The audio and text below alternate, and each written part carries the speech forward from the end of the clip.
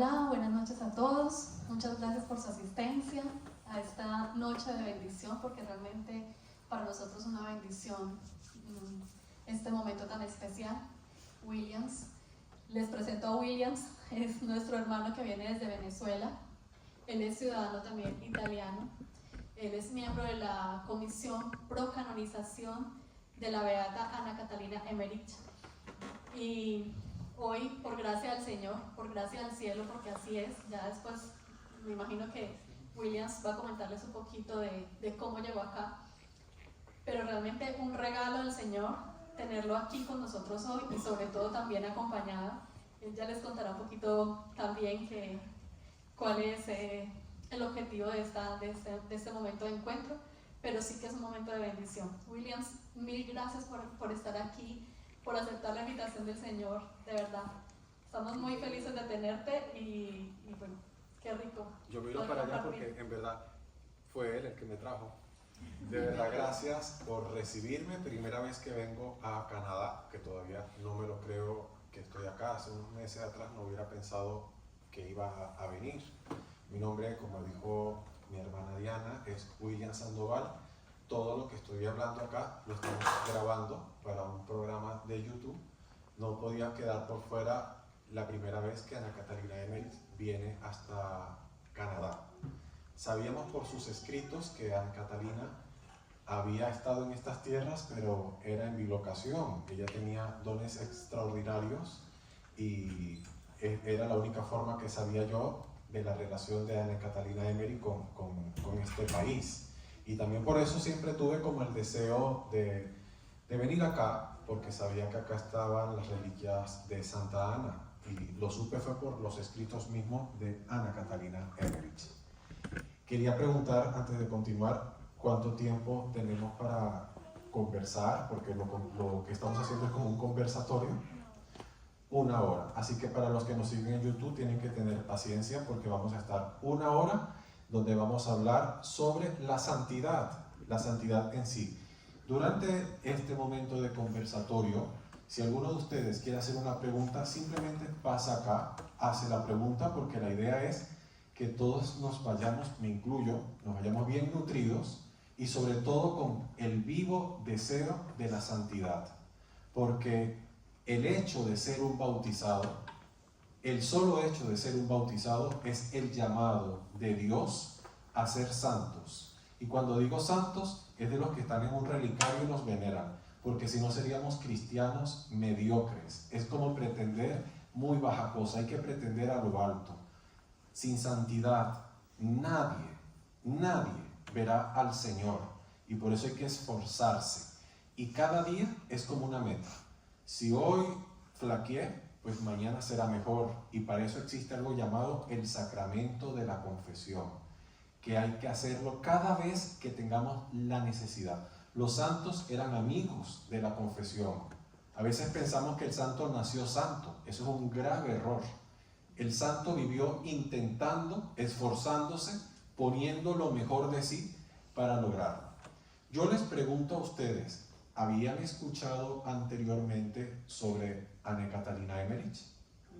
Y tal vez quienes nos ven a través de esta charla que estamos grabando para YouTube, también habrán algunos que sí, otros que no. Pero sí deben haber recordado una película que hizo Mel Gibson llamada La Pasión de Cristo. ¿Es así? Sí. Pues la gran parte de esta película fue tomada de las visiones o revelaciones de la beata Ana Catalina Emmerich, que para el momento en que se hizo el guión de aquella película todavía ella no estaba beatificada, estaba en proceso de beatificación.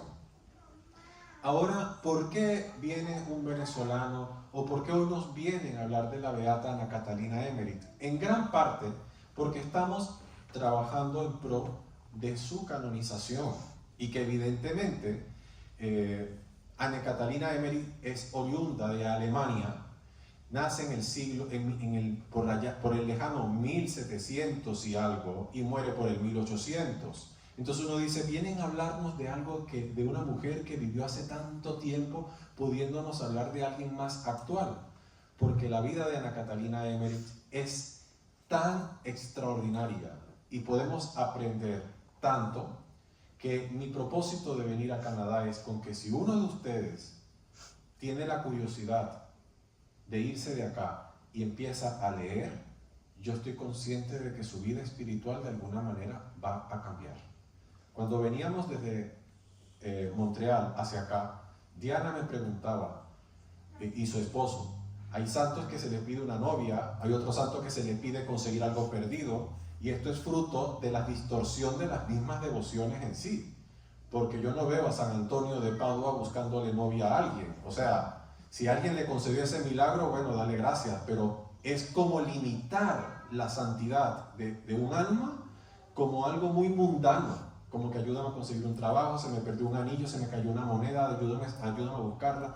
Eso está muy lejano de la realidad de la santidad. La santidad es mucho más elevada que eso. Y hablar de Ana Catalina Emmerich es hablar de una mujer que amó profundamente las verdades de la iglesia, que vivió una época rudísima. Para nadie es un secreto lo difícil que es Alemania, todas las pruebas que la iglesia de Alemania hasta el día de hoy vive. Iglesias vacías, falta de devoción, falta de piedad. Y parece que no contrastan, o parece como que difícil de entender un alma tan mística como lo fue Ana Catalina. Fue dotada desde temprana edad del don de la contemplación. ¿A qué me refiero? Que para ella parecía ser normal o natural tener experiencia con lo invisible. Ella llegaba a pensar desde niña que es que todos los que la rodeaban eran tan humildes que nadie contaba lo que veían, porque para ella era normal. ¿Quién fue su amigo de infancia? Juan el Bautista, que se le aparecía en el jardín de su casa en forma de un niño y le enseñaba en forma de juego para qué servían las plantas del jardín.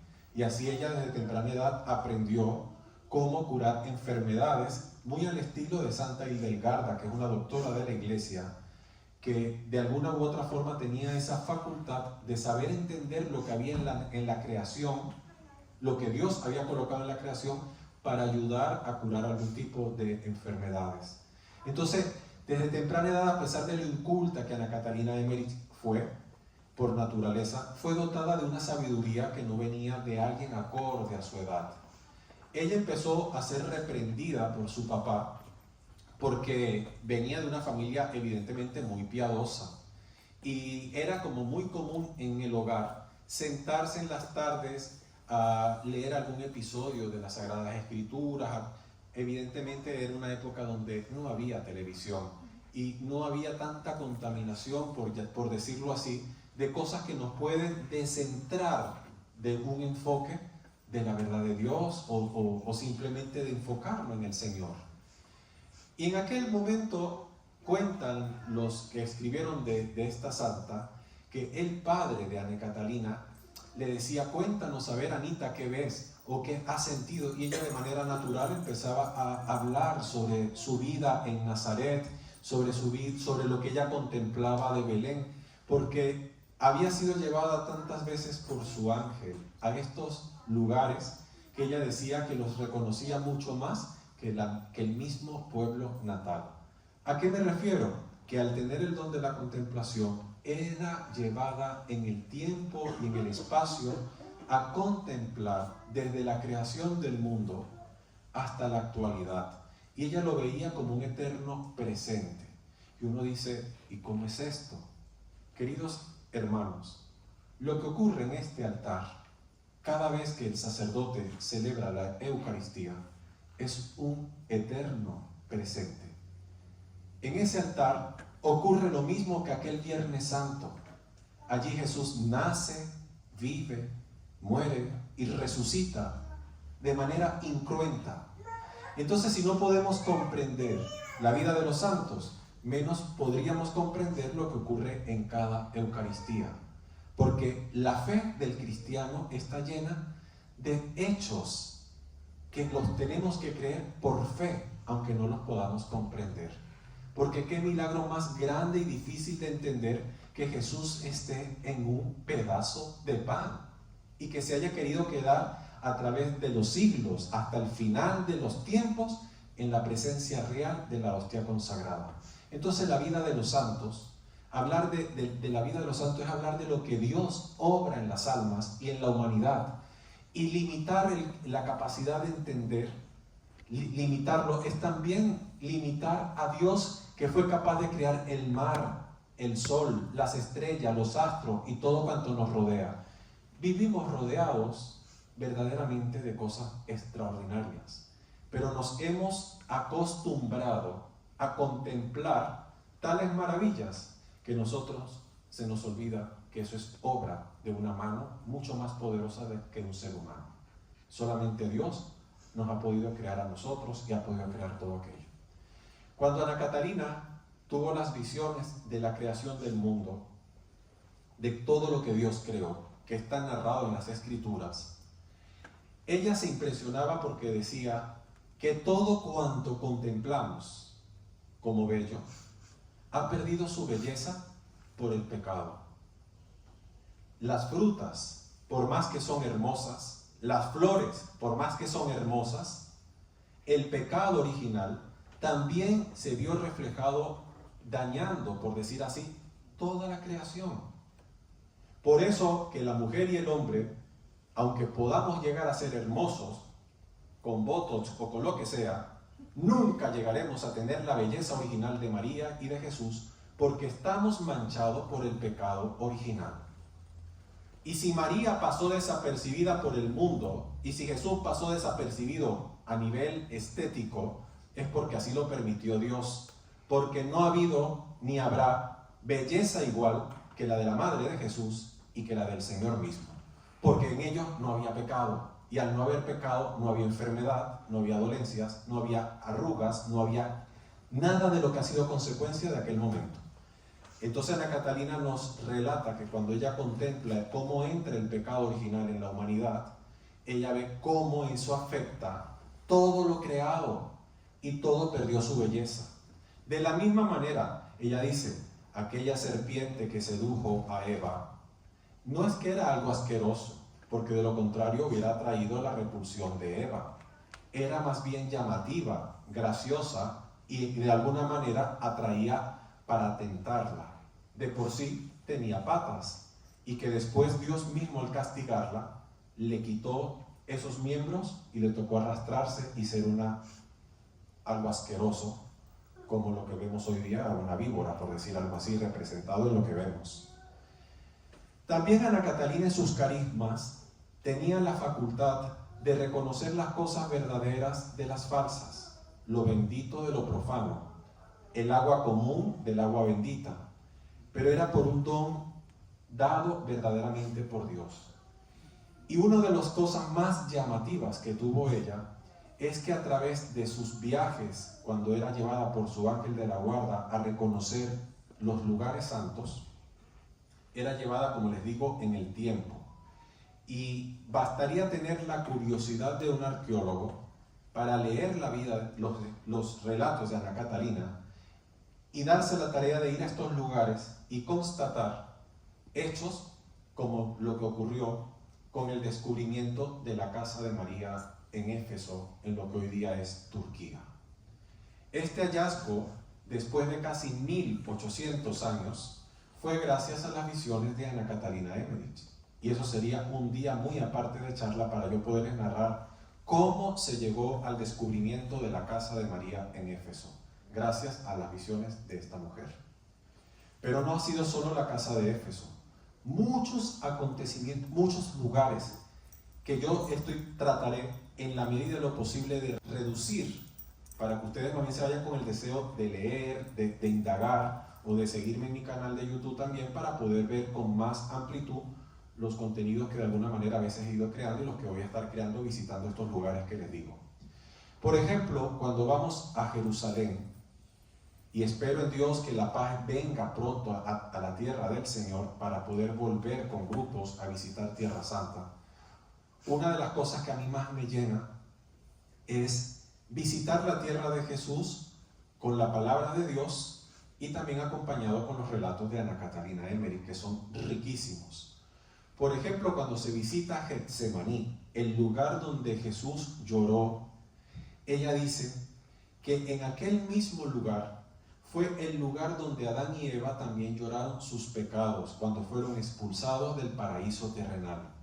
Y de alguna manera ella lo que nos da a entender es que Adán y Eva, los primeros hombres y la primera mujer, Jesús y María, la nueva Eva, el nuevo Adán, y que ellos prácticamente vinieron a recorrer lo que nuestros primeros padres recorrieron en pecado, pero ellos en gracia. Y que en aquel mismo lugar donde Adán y Eva lloraron el pecado original, en ese mismo lugar Jesús lloró aquel día cuando iba a comenzar su agonía para ir a ser crucificado para redimir al mundo. Entonces, cuando empiezas a ver todas estas riquezas de los relatos, que bien es cierto, no estamos todos obligados a creerlo porque son revelaciones privadas de un alma mística santa como lo fue ella, pero que si nos abrimos a la gracia nos pueden ayudar mucho en el camino espiritual. Hay un relato que siempre cuento en mis conferencias de la infancia de Jesús y sobre todo que estamos muy cerca de empezar a vivir el Adviento, porque nos acostamos y despertamos Navidad, nos dormimos y de momento Cuaresma, todo parece como muy rápido. Y cuando llegue el Adviento se van a acordar de lo que les voy a contar. Ya había nacido el niño Jesús, que los relatos son preciosísimos, y tuvieron que huir a Egipto. Hay dos cosas que me encantan de aquellos relatos. Uno, el de la matanza de los niños inocentes. Las películas, muy a nivel del cine, nos han narrado la matanza, que llegaban los soldados a las casas y le quitaban los niños a las madres y se los mataban en sus propias manos. Eso es muy de cine, pero la realidad fue otra. Y yo no me atrevo a decir esto porque podrían hasta bloquearme al regresar a mi tierra, pero cuando uno ha vivido gobiernos, por decir así, que no están centrados en Jesucristo, por lo menos para tener el santo temor de Dios a la hora de aprobar leyes, etc.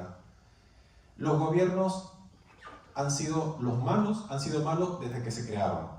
¿Y a qué me refiero? Que Herodes no fue la excepción. Herodes tenía temor de perder su gobierno y era tan loco que veía que este niño podía ser un peligro para su reinado. Entonces manda a asesinar.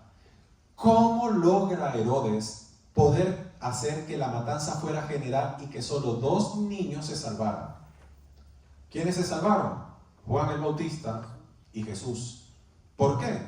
Porque sus padres fueron de alguna manera avisados de una manera sobrenatural.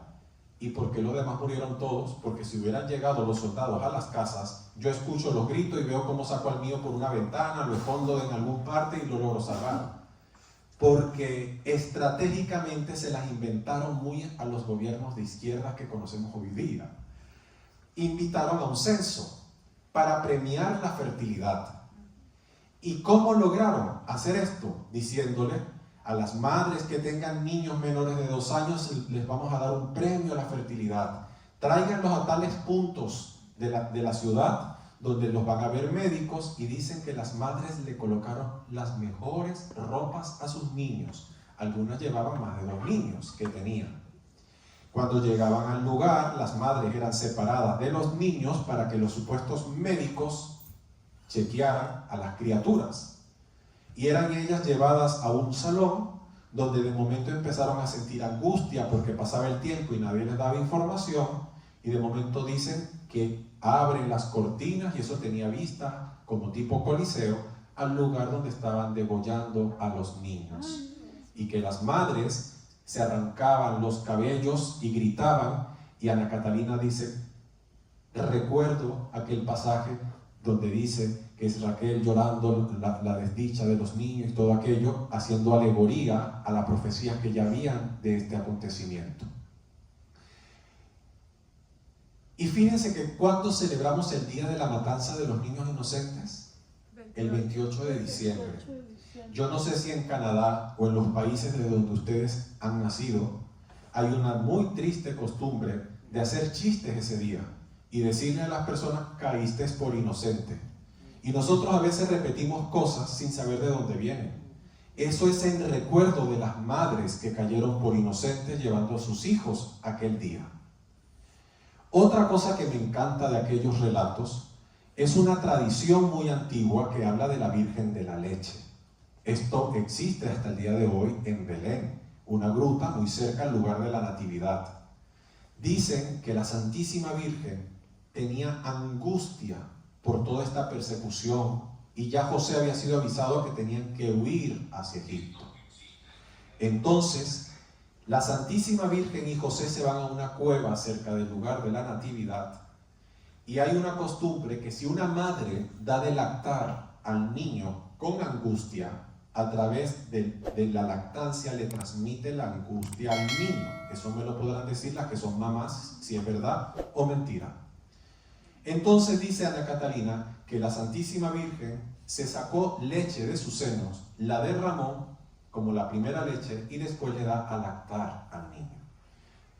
Cuentan que aquella roca donde la Virgen vertió la leche se convirtió en una roca blanca y que desde el inicio del cristianismo comenzó a ser tradición de ir a buscar polvo de esta roca y que muchas mujeres lograron salir embarazadas tomando de aquel polvo. Todo esto no los narra Ana Catalina, pero es una tradición hasta el día de hoy en Palestina de visitar la gruta de la Virgen de la Leche.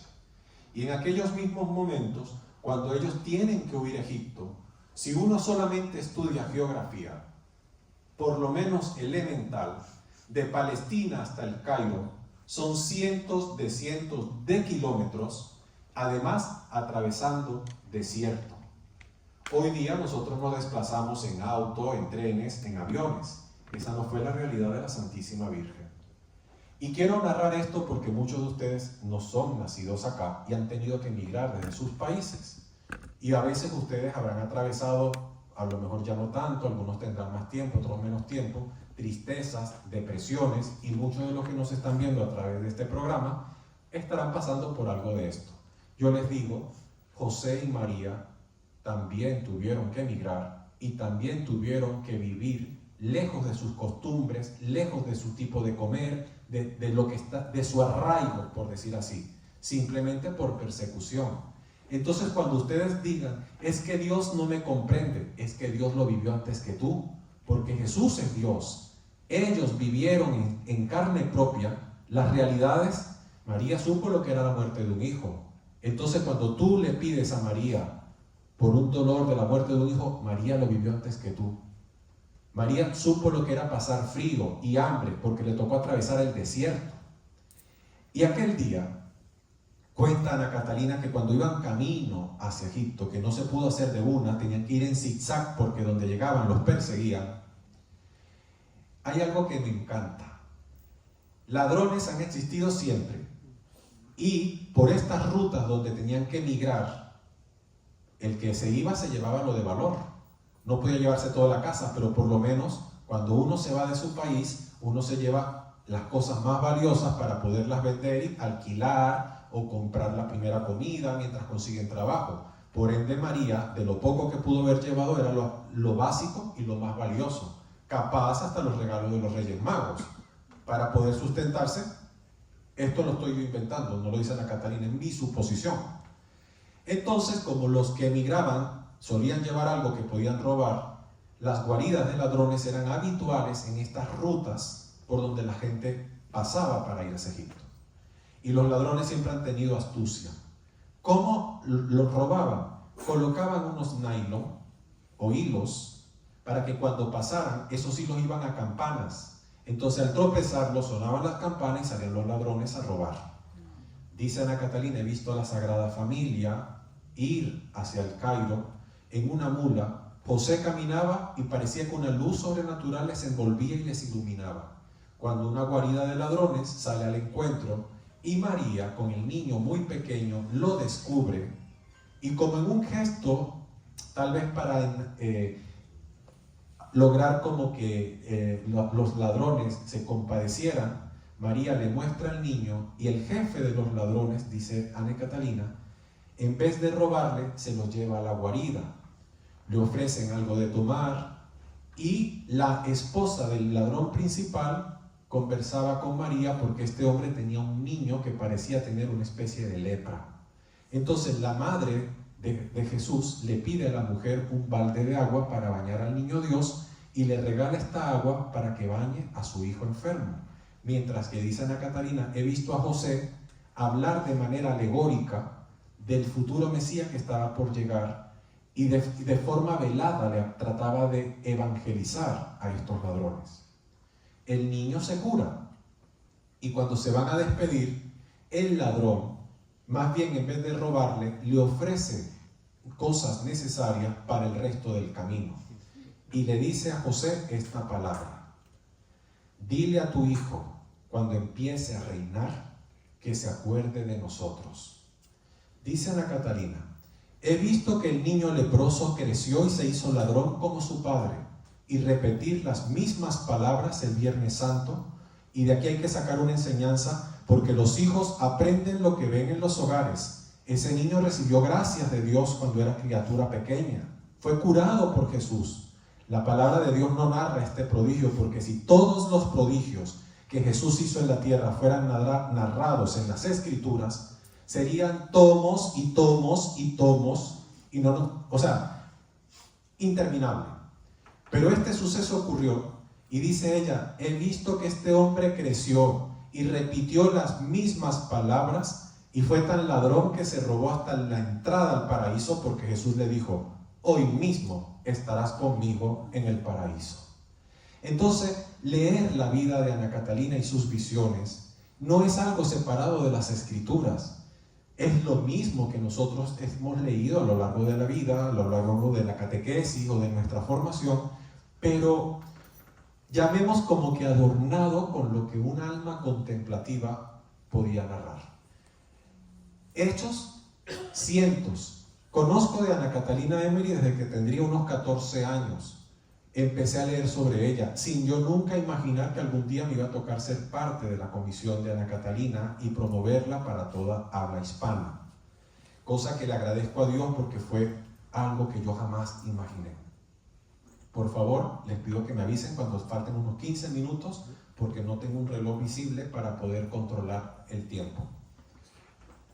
Solo que no vi cuando comenzó la charla. Me avisan, gracias. Esto es parte de comerciales para los que nos ven por YouTube. Entonces, queridos hermanos, es muy hermoso. No les voy a hablar de la pasión de Cristo porque han visto la película. Y todo lo que está en la película fue sacado de el guión se hizo con las revelaciones más la palabra de Dios. Pero algo muy hermoso que también narra ella es ¿qué pasó con María después de la muerte de Jesús? La vida de la Virgen es hermosísima, hermosísima. Sabemos que el Viernes Santo Juan estaba al lado de María y que Jesús le dijo, Juan, he ahí a tu madre, madre, he ahí a tu hijo, y que el discípulo se la llevó consigo a casa.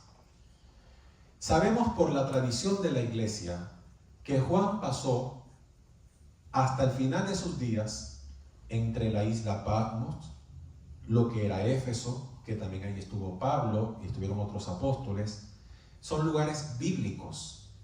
Si Juan tuvo que irse a estos lugares, no era preciso que dejara el tesoro que le habían confiado botado en Jerusalén. Lo más lógico era que se la llevó consigo. Entonces la Catalina dice, he visto que la Santísima Virgen viajó con Juan hasta lo que hoy día es Éfeso, en aquel entonces, lo que hoy día es Turquía, en aquel entonces Constantinopla. Y que María, al ser contemplativa, porque dice Ana Catalina, que desde aquel Viernes Santo, la Santísima Virgen no volvió a sonreír más. Por eso yo les digo a las madres que han pasado por el dolor de perder a sus hijos, si lloran, María también lloró el Viernes Santo. Y ese llanto de María no es que ella no entendía que aquel era el Hijo de Dios y que no tenía poder como para verse librado de aquello, sino que también el corazón de María es corazón de madre, y como madre siente y padece el dolor de una madre. Ella lo entiende. Y dice Ana Catalina que María, en la medida que pasaba el tiempo, no se veía rastro en ella de vejez, pero sí de seriedad, que era más seria, más contemplativa, más meditativa, y vivía en una constante añoranza de volver a ver a su divino Hijo. Y era la típica que María, cuando a mí me dicen, y si hay franciscanos que nos están viendo a través de esta grabación, no se molesten conmigo, porque yo también en Tierra Santa comparto con los franciscanos cuando hay que hacer guías a los peregrinos. Y una típica es que los franciscanos te dicen, San Francisco de Asís inventó el Via Crucis. Perdóname, pero el Via Crucis lo inventó el Inmaculado Corazón de María, porque María desde el Viernes Santo no hacía más que recordar lo que pasó aquel día. Si usted se encuentra con una madre que se le ha muerto su hijo en un accidente o de una manera trágica, esa madre no hace más que hablar de lo mismo, que hay que cambiarle el tema para sacarla de la depresión. Entonces una madre me podrá entender que María, sabiendo que aquel que murió en la cruz no era cualquier hijo, sino era el hijo, por tal motivo el resto de su vida la pasó narrando lo que vivió. Por tal motivo el Via Crucis lo vivió en primera fila María, porque los apóstoles, salvo Juan, se habían desaparecido. Entonces dice Ana Catalina que cuando ella fue llevada a vivir a Éfeso, había recorrido tantas veces la vía dolorosa que sabía medir las distancias con las pisadas y pudo recrear en su jardín lo que hoy día llamamos las estaciones del Via Crucis. Era que ella misma salía en las tardes, recorría no con la intención de hacer una devoción, creo yo, más era la típica de recordar. Entonces ella caminaba, primera estación, no lo decía como estación, sino como una meditación. Jesús se arrodillaba, oraba, hasta que esto se convirtió en María en una devoción. Y dice Ana Catalina, he visto a la Madre de Dios con su propia mano hacer en piedra las estaciones, y donde había un árbol colocaba una cruz, y donde no había un árbol colocaba una piedra con labrada con su letra la meditación. Y lanza esta profecía: antes del final de los tiempos he visto que estas piedras saldrán a la luz. Como también profetizó el hallazgo de la casa de Éfeso.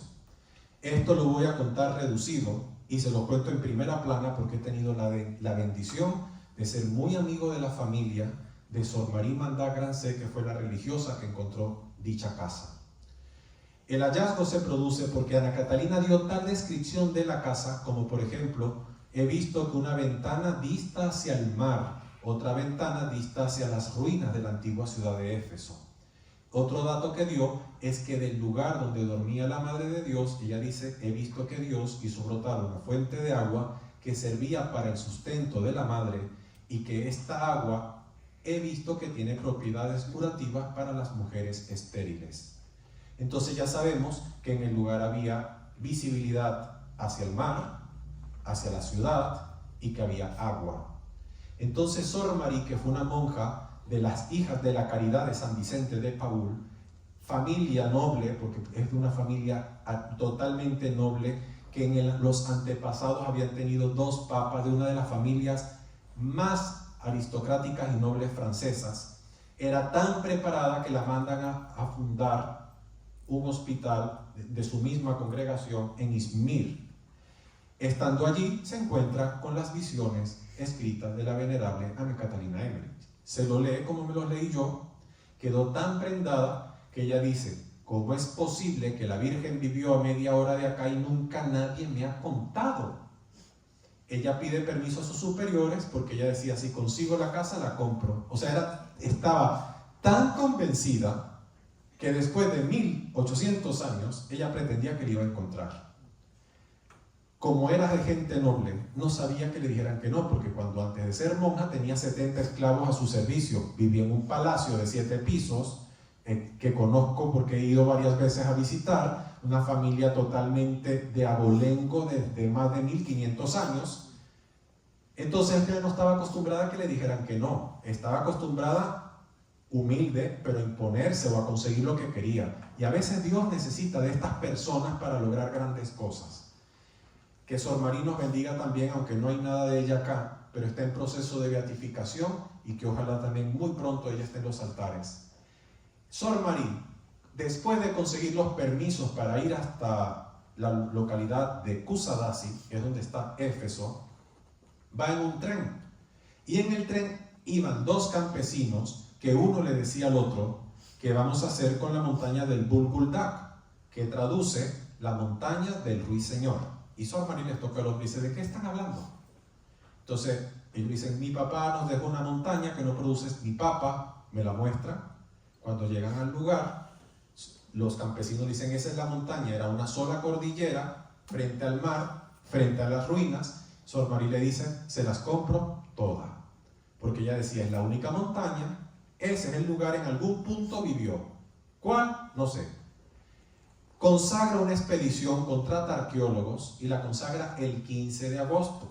Porque tal como Ana Catalina dice, aquel había sido el lugar también del tránsito de María y el lugar donde también la Virgen había subido a los cielos. Entonces ella dice: vamos a consagrarla el 15 de agosto, que celebramos la Asunción de María, y el mismo día encontraron la casa. Porque los arqueólogos se les acabó el agua, tenían más de 40 grados de temperatura con mucho calor, y al acabarse el agua de las aljabas, venían unas campesinas y ellos le preguntan: ¿dónde podemos llenar nuestras tinajas de agua? ¿Y saben lo que les dicen las aldeanas musulmanas? En Mar y en Mana, que traduce por donde vivió María. Era tradición desde tiempos ancestrales que los papás enseñaban a sus hijos que a esa zona de la montaña se le llamaba así, porque decían que allí había vivido la mamá del profeta Jesús. Entonces, cuando Sor María escucha que había agua, le dice: subamos la montaña bordeando la vertiente, porque de donde brota el agua, allí vivió la Virgen. Cuando suben a la colina, encuentran una prominente vegetación. Cuando empiezan a quitar los árboles, ¿saben qué? Encuentran las ruinas de la casa de María, en un estado que hasta estaba el altar de piedra donde los apóstoles celebraban misa a la Virgen. Y encontraron a las afueras de la casa las piscinas donde fueron bautizados los primeros cristianos del siglo I, que cuando hicieron todos los análisis pudieron constatar que efectivamente había sido un lugar de culto. Y para los que digan que lo que digo no es verdad, hay que recordarles que el primer dogma mariano, que fue el de la Theotokos, donde se proclamó a María, Madre de Dios, fue en la ciudad de Éfeso. ¿Por qué? Porque Éfeso era la Lourdes del principio del cristianismo, porque ahí no se apareció la Virgen, ahí vivió la Madre de Dios. Entonces, estas verdades, si no hubiera sido por esta humilde mujer que Dios utilizó para revelar estas cosas, se hubieran perdido en el tiempo. Y tanto es real que hemos tenido la bendición de Dios que todos los últimos papas, exceptuando al Papa Francisco, que todavía no va, han ido a visitar la casa de Éfeso, como lo fue Juan Pablo II, Pablo VI, Juan XXIII, Benedicto XVI, y todos con la conciencia de ir a visitar el lugar donde vivió María. Además, que es un lugar, es el único lugar del mundo donde cristianos y musulmanes pueden orar en paz, porque parte de la casa es un lugar de culto católico y el otro lugar se le tuvo que ceder a los musulmanes que van allí a honrar a la madre del profeta Jesús. Por ende, María también es un signo de unidad y de ecumenismo en lugares de mucha persecución. Entonces, hablar de Ana Catalina Emmerich es hablar también de la palabra de Dios, porque fue una mujer que vivió en constante contemplación de lo invisible y que hoy hemos tenido la dicha de recibir en este lugar, en esta iglesia, las reliquias de primer grado de Ana Catalina. Ahora, ¿qué es una reliquia? Una reliquia es parte del cuerpo de un alma santa o de objetos que han sido utensilios en vida de los santos. Las podemos dividir: reliquias de primer grado, segundo grado y tercer grado. ¿Cuáles son las de primer grado? Cabello, sangre, piel, carne, huesos, uñas, dientes, parte del cuerpo del santo. Reliquias de segundo grado: la ropa, rosario, breviario, libros, zapatos, todo lo que usó en vida el santo. Y reliquias de tercer grado, las que ustedes hoy van a llevarse, que son sus rosarios. Cuando nos recuestan de una reliquia de primer grado, se convierte en reliquia de tercer grado, porque al estar en contacto con una reliquia de primer grado, se impregna de la gracia sacramental de los santos. No son, esto que está acá, no es algo como decir un amuleto, no lo es. Son partes de los santos que donde ellos están está la presencia también del santo. Ana Catalina decía que los santos nunca pierden contacto con lo que le perteneció en la tierra, no por apego. Me refiero en el sentido litúrgico, que en los lugares donde están los cuerpos de los santos, ¿por qué ocurre el milagro? Porque el santo desde el cielo intercede a todos los que lo visitan en determinado lugar. Hoy yo puedo decir que hoy está con nosotros Ana Catalina Emmerich, como lo está el Padre Pío, porque están sus reliquias, y como también está Santa María de Belén, una santa palestina, porque aquí están sus reliquias. Como ustedes no han podido ir donde ellos están, ellos han venido a estar donde ustedes están. Y esto es una gracia muy grande. Ustedes hoy deben regresar a sus casas con buenos propósitos de vida cristiana, porque vinieron personas como nosotros. Como lo dije al inicio, la santidad no es algo lejano. La santidad, nosotros podemos estar rodeados de algún santo y no lo sabemos. Capaz nuestro párroco, nuestra catequista o el que nos habla de Dios. Pero lo que pasa es que confundimos la santidad con los milagros. Entonces, si no veo que el cura levita, porque no es santo. Eso es un error. La santidad es un estilo de vida. La santidad es una manera de vivir y es una decisión.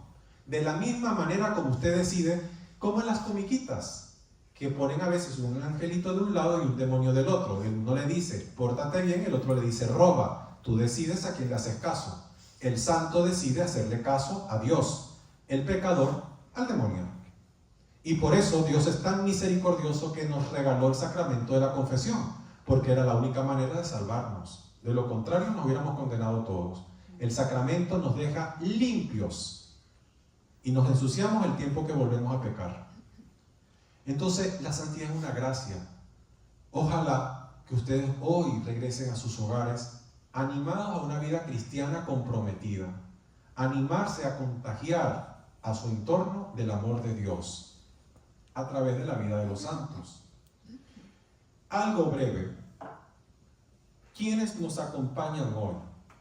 Todos sabemos quién fue el Padre Pío de Pietrelcina. Hoy nos acompaña un guante que sabemos que en vida lo usó el Padre Pío, como también un trozo de gasa, que es esta reliquia, que era parte de las telas que el Padre Pío se ponía para ocultar el estigma del corazón y por ende tiene sangre. Pero yo no quería pasar por alto sin también hablarles de una figura muy extraordinaria y fue canonizada recientemente por el Papa Francisco. Se trata de María de Belén o Santa María de Jesús crucificado. Es una santa palestina. Se las recomiendo.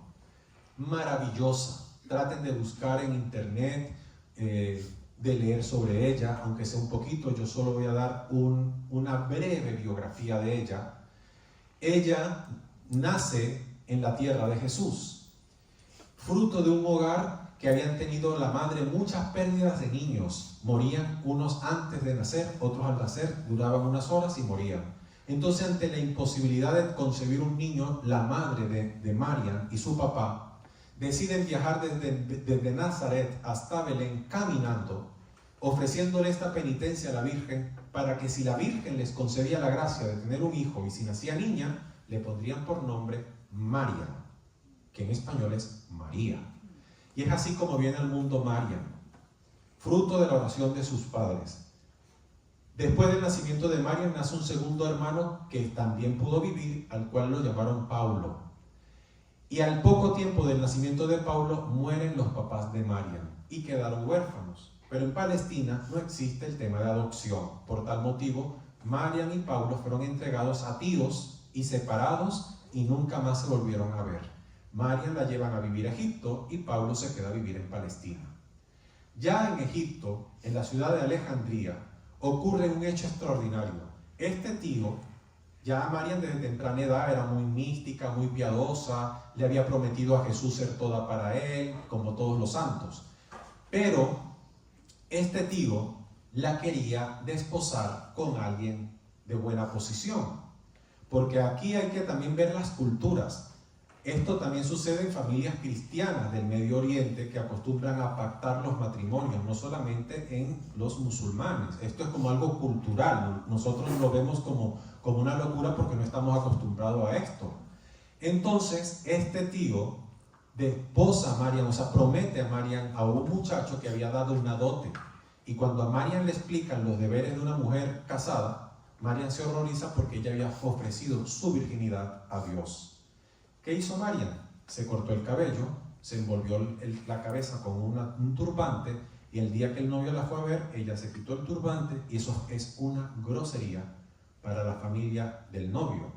Entonces Marian fue castigada severamente por el tío, y la castiga colocándola bajo la orden de los esclavos de la familia. Y comenzó a sufrir enormemente. ¿Qué sucede un día? Que Marian habla con un hombre que había sido empleado de la familia, un musulmán, y aquí estamos dándole comerciales a los musulmanes, rezamos por la conversión, amigos. Este señor intentaba convencer a Marian que se hiciera al Islam y adorara a su Dios. Y Marian empezó a defender su fe. Y en la medida que Marian lo defendía con energía, este hombre se encolerizaba más. Agarró una cimitarra, que era con lo que se cortaba el monte para el pasto del ganado, y la degolla una noche del 7 de septiembre, vísperas de la Natividad de María. Y es así como Marian muere aquella noche. Este hombre, el cuerpo lo envuelve en un paño, lo lanza por un barranco para hacer desaparecer el cadáver. Y ustedes dirán, ¿y cómo se hizo carmelita si murió de unos 12, 14 años? Porque el Dios de Marian, y escúchenme bien los que nos ven a través del programa, es poderoso. Y para él, nada es imposible. Dice Marian misma en sus relatos que ella se presentó en el cielo y escuchó allá en el cielo una voz que le dijo: tu libro todavía no ha terminado, tendrás que regresar. Y en eso ve Marian a una misteriosa mujer vestida de celeste que le cosía la garganta y con un paño le cubrió aquella garganta. Esa mujer era la Virgen que siempre le encanta vestir de celeste. La Virgen se quedó con Marian 40 días en una gruta de Alejandría. Y durante esos 40 días hasta le cocinó una sopa. Y cuentan a Marian que cuando le preguntó a la Virgen, ¿me puedes dar un poco más? La Virgen le dijo: no seas como los perros que nunca se sacian. Aprende a vivir con la porción necesaria para vivir. Cuando estés en el paraíso te daré de nuevo de este manjar. Marian no sabía que aquella mujer era la Virgen, lo supo ya después. La Virgen la llevó a una iglesia y le aconsejó: entra y habla con el sacerdote, él te va a creer y te va a recibir. La Virgen se quedó afuera, el sacerdote la recibe, y cuando Marian sale a agradecerle, la mujer no estaba por ninguna parte. Recibió una profecía en aquella experiencia. La voz le dijo: primero te harás hija de San José y luego de Santa Teresa. Marian no sabía quién era Santa Teresa, porque para los palestinos, como ella, ellos oraban a Elías, el profeta, a Juan, a Isabel, a Lucas, a los evangelistas, los santos de la Biblia. Pero Santa Teresa es más de Occidente, es como decirle a los palestinos: récenle a Padre Pío. O sea, no es que no lo conozcan, pero en la época de la ignorancia de Marian, hablar de Santa Teresa, una española, o sea, no sabía.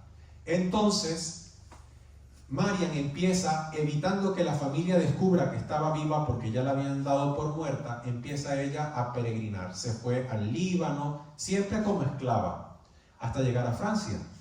Estando en Francia, llega a la ciudad de Marsella. Y en Marsella entra a un convento que se llamaba San José de la Aparición. Y fue en este convento donde empezó a vivir una vida mística muy fuerte. Empezó a manifestarse los estigmas, levitaciones, apariciones, y este convento era de vida activa. ¿Qué es una vida activa? Bueno, como las monjas que dan catecismo, que tienen trabajos pastorales. Entonces, al ser un convento así, rápidamente en Marsella todo el mundo empezó a decir que en ese convento vivía una monja que levitaba, que tenía éxtasis, que era estigmatizada, y eso se empezó a poner como un circo. Entonces Marian fue considerada no admitida a ese convento, y le recomiendan a que entrara a un convento carmelita que es de clausura. Es así como Marian llega a la ciudad de Po. Po está muy cerca de un lugar llamado Lourdes, donde la Virgen se apareció a una niña llamada Bernadette. No tenemos indicio que Marian y Bernadette se hayan conocido en vida, pero sí sabemos que Marian tuvo varias apariciones de la Virgen en la misma gruta de Masabiel, donde Bernadette había visto 18 veces a la Virgen. Esto ocurrió en el periodo en que ella esperaba el permiso de Roma para entrar en el convento de clausura.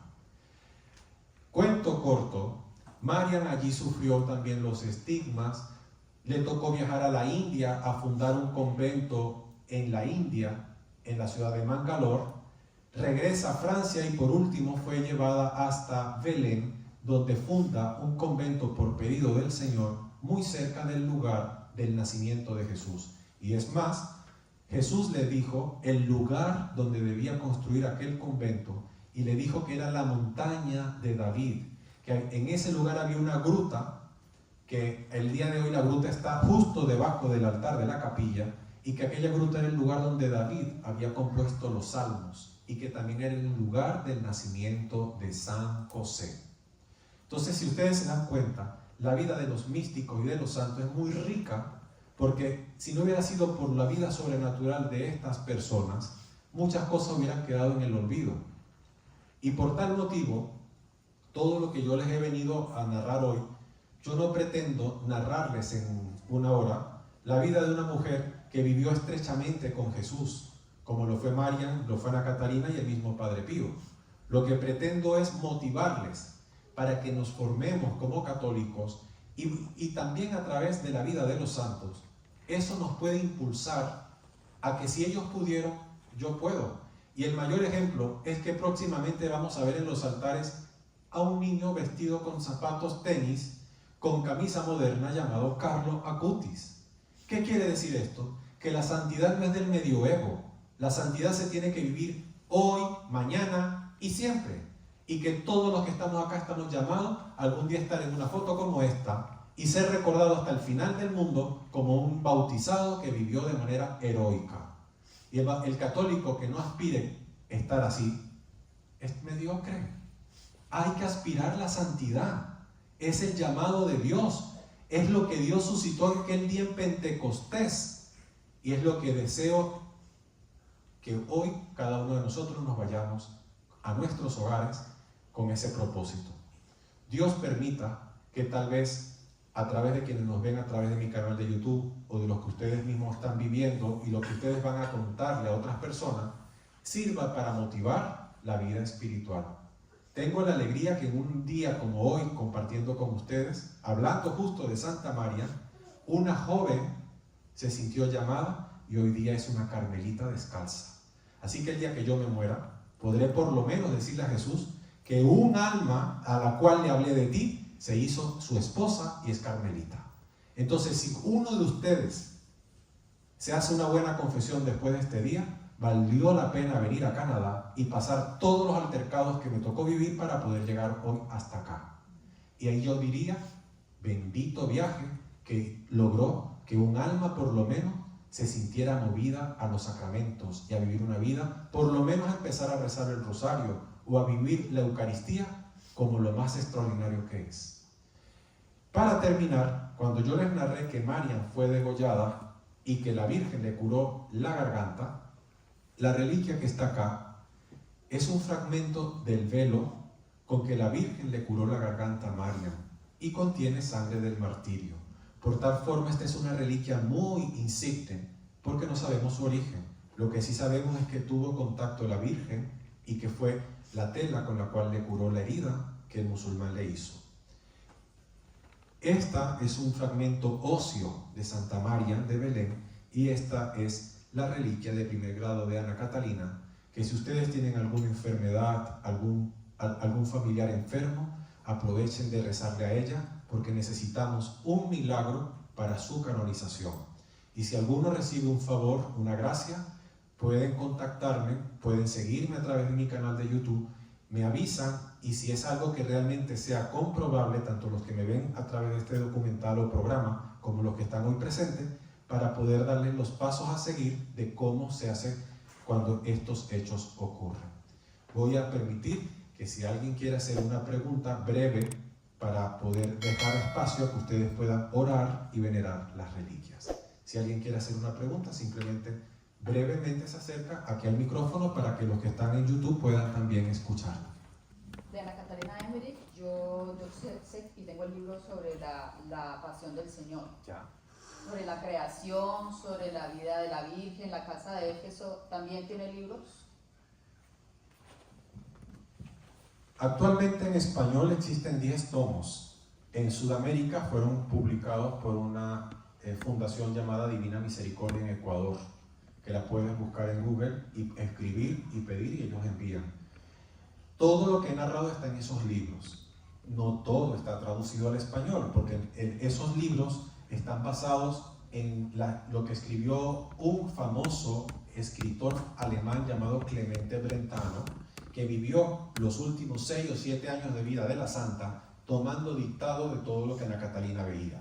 Pero antes de Clemente Brentano también estuvo el doctor Besener. El doctor Besener era el médico de cabecera de Ana Catalina y él también tomó anotaciones. Eso no está traducido al español. También están los escritos del director espiritual. Entonces hay mucho. Entonces yo mismo no puedo decir que lo he leído todo, porque por lo menos Clemente Brentano habrá escrito unas 7000 páginas. Y es tan denso que yo a veces yo para venir acá venía volviendo a leer cosas para recordárselas a ustedes. Y hay veces que tengo que parar la lectura, meditar, centrarme, pero entiendan, cuando a usted le apasiona algo, a usted le entra la piquiña de querer investigar. Y yo he dedicado mi vida a investigar mucho de lo que dice Ana Catalina. Por ejemplo, el tema de los desposorios de María y José. Ana Catalina aseguraba que el anillo nupcial de María se encuentra en una ciudad llamada Perugia y que lo había ganado Perugia en una guerra y tenía la custodia.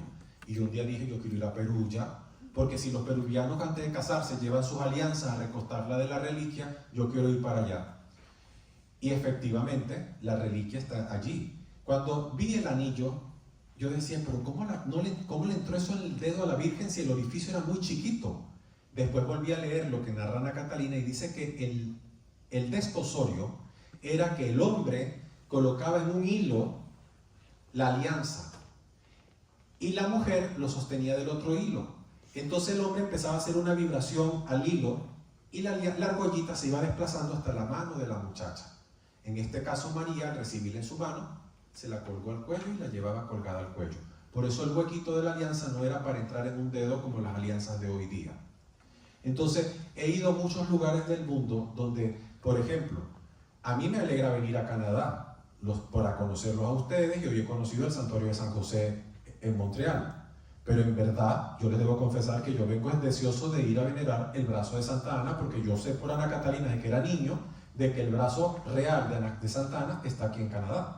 Y yo no lo leí de otro libro, sino de las visiones de Ana Catalina. Y Ana Catalina nunca salió de Alemania, pero tenía conocimiento de todo lo sagrado que había en el mundo. Y gracias a ella es que podemos confirmar la veracidad de muchas cosas que muchos incrédulos simplemente no la creen. Para los que no creen, podrán pasar la noche entera hablando y podrán ver este programa miles de veces y tal vez no los voy a convencer. Pero para el que cree, todo es gracia. Y más bien lo que les he narrado los va a llevar a la contemplación y a dar gracias a Dios por las bondades de Dios. Porque, por ejemplo, díganme ustedes si no es un tema de fe, creer que Santa Elena se haya encontrado el sepulcro del Señor, la cruz, después de 300 años. ¿Qué movió a Elena, la madre de Constantino? La fe. La fe. Y de seguro fue tan mística como Ana Catalina, porque eso no era solo tener dinero y me voy a Palestina a descubrir los santos lugares. Es porque tenía la unción de Dios para poder saber y llevar y guiada por Dios para buscar estas cosas. ¿Por qué? Porque en el plan de Dios también está que estas cosas se preserven en el tiempo para que a lo largo de los tiempos los cristianos puedan venerar las cosas sagradas.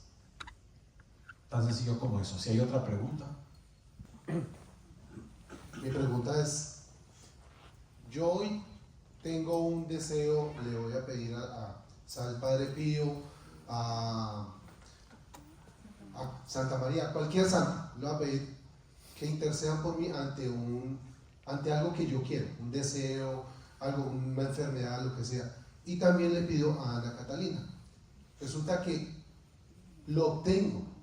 ¿Cómo yo puedo saber que quien hizo ese, llamémoslo milagro, o quien causó ese acontecimiento fue Ana Catalina y no el Padre Pío u otro santo? Muy importante pregunta. Si ustedes tienen un enfermo, Padre Pío y María no necesitan un milagro para llegar a ninguna parte porque ya son santos. Pero Ana Catalina es beata y la iglesia ha estipulado pasos para que un alma sea proclamada santa. Se necesita primero la fama de santidad, morir con fama de santidad. Se le abre un tema diocesano, lo hacen siervo de Dios, después la iglesia estudia la vida de esa persona, de ese candidato, y lo nombra venerable. En el caso de Ana Catalina hizo un milagro que logró que San Juan Pablo II la proclamara beata. Y el último paso es un nuevo milagro que la llevaría a ser proclamada santa de la Iglesia Universal. ¿Qué les recomiendo a ustedes? Aquí la interesada en llegar a los altares es Ana Catalina. Pídanle a ella que si ella cuando ella vivió en la tierra fue un alma que siempre andaba pendiente del enfermo, del prójimo, del que sufre, ahora que está al lado de Papá Dios, que tiene palanca, como decimos nosotros, pues que nos ayude con algún enfermo y haga el milagro que confirme que Dios, que está en comunión con Dios y que Dios le escucha. Entonces yo les pediría hoy, por eso es que no me gusta mucho hablar de muchos santos en una charla, pero como yo hoy me he venido por un día a hablar con ustedes, no tenía otra oportunidad que hacer una sola charla y hablar en una sola charla de ellos. La idea es hablar un día de Ana Catalina, en otra charla hablar de Mariam, porque sabe cosa triste que ustedes vayan a sus casas y le digan: he estado en una charla donde supe que a Ana Catalina le cortaron el cuello. Y empiezan a contar lo de Mariam en Ana Catalina. Me ha pasado con respecto a las señoras viejas locas hay en todas las iglesias. Entonces, que repiten lo que les da la gana. Y eso hace daño a las causas. Y por eso se necesita que haya claridad, formación y discernimiento. Entonces, yo si le doy un consejo y tienen un problema, pídanle a Ana Catalina. Los otros también hacen milagros, pero esta necesita uno. Y si ese milagro les ocurre, nos llaman y explicamos los pasos a seguir, pues tocará hablar con el obispo de acá, que salga algo diocesano, un estudio, y etcétera. Pero lo importante es que ocurra. La interesada es ella. Así que grábense la carita, por favor. Ella. ¿Hay alguna otra pregunta? ¿Cómo se le pide para no, digamos, como confundirse o en mi caso de que yo siempre le pido a la Virgen, digamos, ¿cómo lo hago con Ana Catalina? ¿Cómo se le pide? Con insistencia. Cuando un niño tiene hambre, llora. Y hay un dicho en Sudamérica que dice: el que no llora no mama. Eso refiriéndose a los niños. Los niños consiguen que la mamá le debe de lactar porque lloran y se hacen sentir. Sean intensos, repetitivos, hasta que los escuchen. Que si es voluntad de Dios, Dios los va a escuchar. Y si es para el bien del alma de uno, Dios te va a escuchar. Ahora, si el milagro no ocurre como yo quiera, no es que Dios no te escuchó. Es que tal vez no era la voluntad de Dios y lo que te está tocando, unido a la pasión del Señor, te va a salvar. Entonces la oración más perfecta es como decimos en el Padre Nuestro: hágase tu voluntad en la tierra como en el cielo. La oración más torpe es la de que haga como yo quiero, porque nuestra voluntad es flaca, es débil, está errada. La voluntad perfecta es la de Dios, la del fiat de María. Hágase, Señor. No entiendo que voy a ser la madre del Hijo de Dios, pero aquí estoy, hágase en mí, soy la esclava del Señor. Entonces la oración más perfecta es ese cheque en blanco que le damos a Dios. Mira, tengo cáncer, tengo leucemia, tengo esta enfermedad. Señor, mi corazón quiere estar sano. Si es tu voluntad, por intercesión de Ana Catalina Emery, concédeme la sanación. De lo contrario, permíteme llevar esta cruz con resignación y con alegría. Y ya está. Y repetirlo todos los días. Ana Catalina, tú sabes lo que estoy sufriendo. Si es la voluntad de Dios, concédeme que el Señor me escuche. Y ya está. Los santos por sí solos no hacen milagros. Ellos lo que hacen es interceder. Ellos tienen la facilidad de estar allá arriba. Ven a Dios. Es más, miren, si viéramos el cielo o cuando estemos en el cielo, nosotros nos vamos a sorprender porque yo a veces me he encontrado con madres o con personas que se le ha muerto un familiar y dicen, y a lo mejor esto me lo van a escribir hasta en crítica destructiva en el programa que estamos grabando. Pero muchas personas dicen, me quiero morir para estar con fulano de tal en el cielo. Ay no, imagínate estar con el marido el resto de la eternidad. O sea, es bueno el matrimonio, pero no, más bonito la pasó con Jesús y con la Virgen. En el paraíso, imagínense una madre que su hijo se condene, ¿cómo va a vivir en la eternidad sufriendo por el hijo que se condena? Por ejemplo, porque cuando estemos en el cielo vamos a tener el pensamiento de Dios. Y vamos a pensar como se piensa en el cielo, no como se piensa en la tierra. Nuestro pensamiento es egoísta. Y por eso nosotros nos aferramos a las cosas, que no me roben el carro, que no me quiten el trabajo, a lo que es estabilidad. Pero en el cielo, ni siquiera yo voy a estar pendiente de la Virgen. Ni siquiera. Porque en el cielo voy a estar pendiente como está ella, de Dios. Todos vamos a estar... Es que yo ni me voy a enterar que el que está al lado mío es Padre Pío. Porque Padre Pío no es el centro para yo estar en el cielo. Él era uno como nosotros. Él es, para nosotros es grande acá, pero allá todos estaremos contemplando como los ángeles y como los santos a un Dios trino. Y uno dirá, ¿y toda la eternidad en eso? Si tu pensar es así, es porque nuestro pecado nos hace dudar, nos hace flaquear y pensamos, ¿cómo describen ustedes la felicidad? Y muchos le van a decir, un niño le dirá cuando me llevan a Disney, cuando voy a la playa, cuando me voy a un crucero, porque es la felicidad que conoces. No has conocido la felicidad verdadera, que viene de Dios. Entonces en el paraíso lo vamos a comprender todo con los ojos de Dios. Ahí vamos a ver todo como Dios lo ve. Y espero encontrarme con todos ustedes, no para conversar con ustedes, porque estaré muy ocupado con alguien mucho más importante que es mi Dios, el que nos ha llamado a su presencia. Fíjense si ustedes... No sé, hay un TikTok muy gracioso de una protestante cantando, orando, algo así como que venga el Señor hoy mismo y dice, pero ahorita no, Señor. Muchos oramos como que el día de la muerte llegue, pues mientras más lejos mejor. Pero eso es nuestra falta de conciencia de la eternidad. Que esta vida es corta. Todo lo que vemos bello se va a acabar. Esta belleza se va a dañar. En unos años más, por más que te inyectes Botox, las arrugas se van a aparecer, las canas van a aparecer, los dolores de artritis y de rodillas te van a hacer usar bastón. Todo pasa, solo Dios permanece.